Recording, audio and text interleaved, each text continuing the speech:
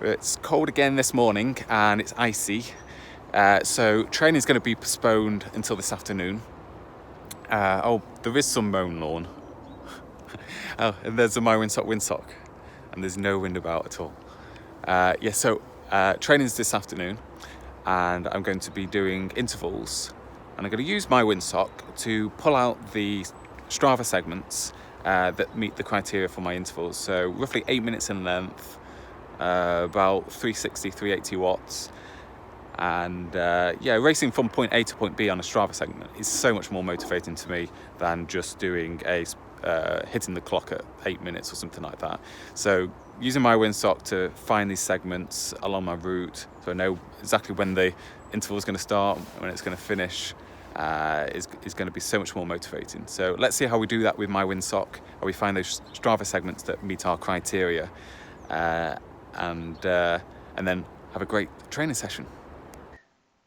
Great, so here we are with our route, and all we need to do now is set the forecast for the time of day that we're going to go. So I'll be going at 1 o'clock this afternoon, so just press 1 o'clock, and then we've got our new weather there for 1 o'clock.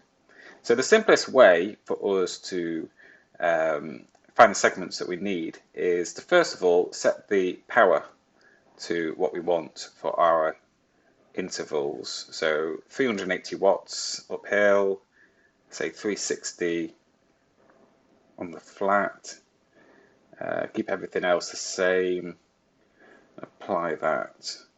Okay, so all of this now, the virtual rider is going around our route at 380 watts uphill and 360 watts on the flat. So we've got lots of Strava segments here along the route, but we want to find the ones which I'm going to use as my start and end points for my intervals.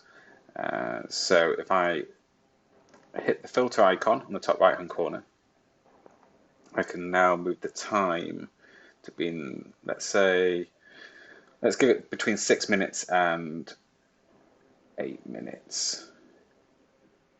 Okay, don't have to be exact with that. And then we want to be going uphill, so let's put the gradient as 3% and above, and then that will filter all the segments to the ones which are meeting our criteria. So let's go into the map now and let's see what these segments look like.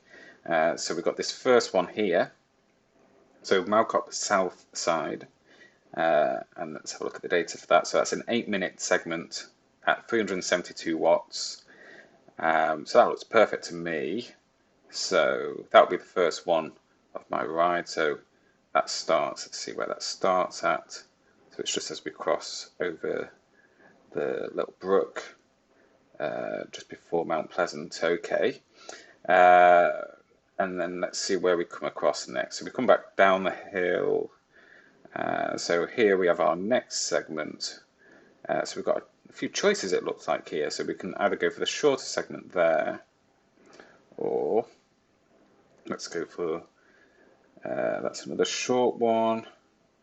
So I could do with maybe upping my filter to get rid of some of these shorter ones, because I know that I've got this 7 minutes 39 one. So climb to top road. Yeah, so I'll do that one for the second interval. So 378 watts is the average power for that.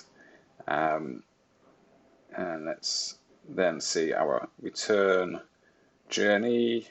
And here we have another segment, and that takes us from Gillerheath to Malcop, and that's a 7-minute interval at 370 watts, finishing just at the crest of Malcop.